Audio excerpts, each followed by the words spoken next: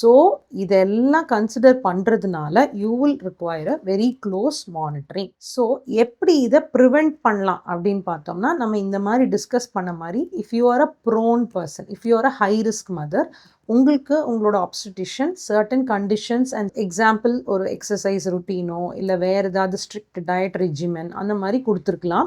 R you might be on certain minimal drugs like oral hypoglycemic agents, example metformin. இல்லைன்னா உங்களுக்கு already sugars இருக்குது, நீங்கள் எஸ்டாப்ளிஷ்டாக insulin எடுத்துட்டு இருக்கீங்க அப்படின்னா உங்களுக்கு இந்த மாதிரி ஹைட்ராமியாஸ் வர்றதுக்கான ரிஸ்க் கொஞ்சம் ஜாஸ்தி.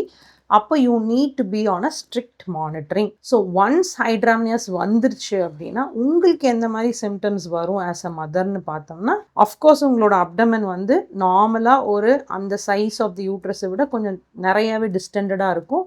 ஸோ உங்களுக்கு பிரெத்லெஸ்னஸ், மூச்சு விடறதுக்கு கொஞ்சம் கஷ்டமாக இருக்கலாம், ஷார்ட்னஸ் ஆஃப் பிரெத் இருக்கலாம், நடக்கிறதுல கொஞ்சம் ப்ராப்ளம்ஸ் இருக்கலாம், பெயின், பேக் பெயின் வரலாம், ஆர் அடிக்கடி ஒரு வெஜைனல் இன்ஃபெக்ஷன்ஸ், வல்வோ வெஜைனைட்டிஸ் அந்த மாதிரி எல்லாம் வர்றதுக்கு சான்சஸ் நிறைய இருக்குது.